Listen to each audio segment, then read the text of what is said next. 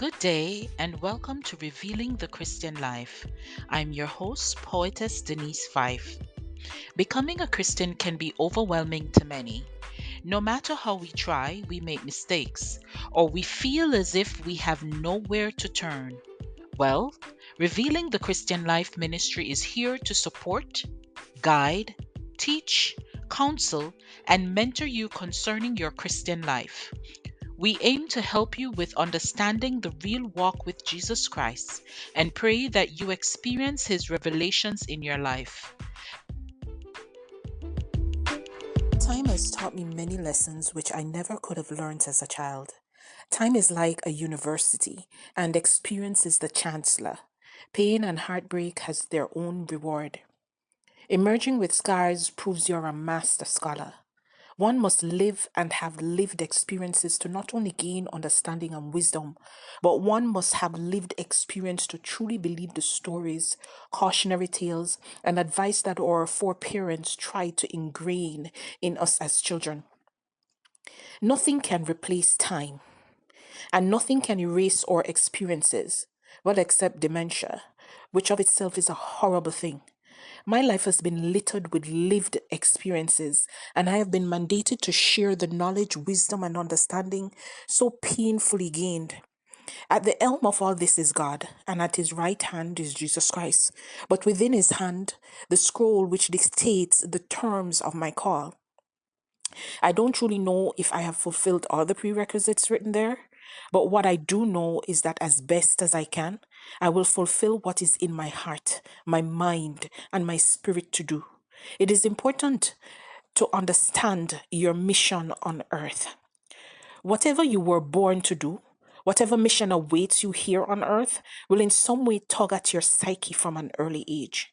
There would have to be extenuating circumstances to negate your desire to fulfill your call.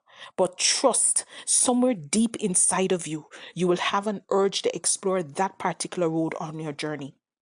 As young as maybe 10 or so, I had a desire to write, to create, to put pen to paper.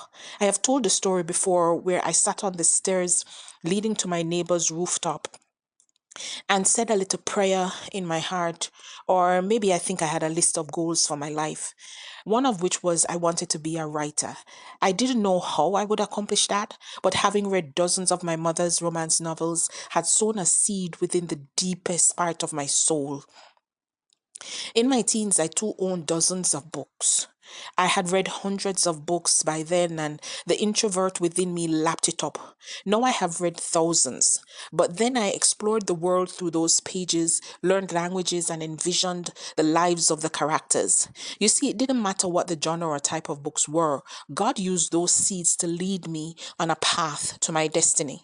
Since then, I've written thousands of articles. I've worked as a copywriter, editor, publisher. I'm an author of dozens of books. But I remember as a child, maybe after I got saved, one word came to me: oracle.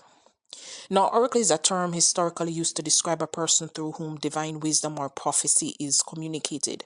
The word oracle refers to someone chosen to speak God's messages, who serves as a vessel for divine revelation and share spiritual truths, much like the role of a prophet or dreamer described, as I was saying before in many of my lessons when I talk about dreaming and visions.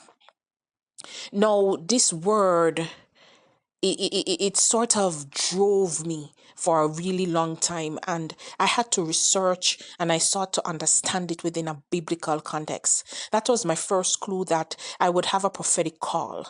I wrote little stories, and I had no problem really passing my CXC English exam because writing was like breathing to me. And then there was the flow. What is the flow? I'm talking about prophetic flow, which now seems second nature to me, but it took some getting used to.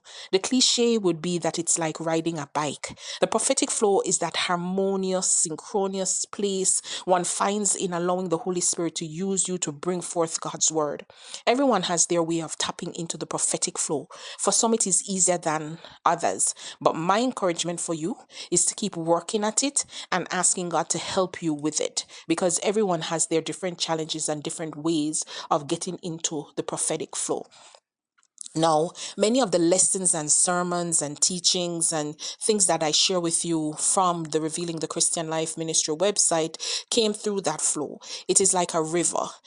God will drop the seeds, the ideas, what He wants for me to do, and I would try my best to execute it. And He would give the grace. That is the next thing. You have to tap into the grace when it is there, because it is that which is there to help you accomplish what He needs for you to do within a set time. If you delay and you don't do it and you're trying to wait until next month or so, you might not have the grace, the energy, or whatever is needed to get that done. But you see, God is always talking, and the only deterrent is us. We are the ones who need to jump into the river, into the flow. At first, it was difficult for me to stay in the flow. It was like trying to keep your hand over a flame. The urge to withdraw can be overpowering. I still struggle with that at times. I guess it's like learning how to meditate and tune others out. It takes practice and it is difficult to do, but you have to do it with God's help. But it is through this prophetic flow that I have shared many prophecies that God gave me years ago, and many about countries and leaders, and even what is going on with the war in the world in Ukraine and Russia right now. All of that came from tapping into the prophetic flow. It is that same prophetic flow that allows me to be a dreamer and for God to speak to me through dreams and visions constantly. Tapping into the prophetic flow is a part of the call of a prophet or a dreamer. It is of the same stream from the Holy Spirit. It is God communicating with and through man. It takes time though. But all this was not second nature for me. A lot had to happen for me to even become aware that God was indeed communicating with me. I was doubting, and I needed to really understand that, oh, He's using dreams and visions to communicate with me, and it's not just utterances of the prophetic as I was used to. The prophecy part was more in your face. I had the gift of tongues from I was saved as a teenager, and I couldn't quite shut up in church when the Holy Spirit was on me heavy. It was like trying to keep fire in your bosom, as they say. But the dreams and visions, well, life had to start lifing for me to be like, okay, this is not just your average dream and or eating too much before bed. My spiritual and physical mind had to sink and start to decipher the symbolism. Some dreams or visions were vivid, some were like trying to understand a Rubik's Cube. I did what I always did. I read and I researched. Though once I realized I was dreaming every night and remembering those dreams, I followed the instruction in my spirit. Write them down. They say obedience is better than sacrifice, 1 Samuel 15:22, because that led me to research, and research led me to sharing with you, and sharing with you led to developing lessons, and that led me to writing a book. And here I am again sharing with you. God is real. Many explain away the existence of God, but I believe that is folly, that is error, and that person is deeply deceived. I believe God has been strategic with me. He saved me as a child. I believe if He had waited until I was an adult, it would take a Jesus and Saul type confrontation on a road with blinding light to convince me. And honestly, knowing what I know now, I am happy to avoid that type of confrontation.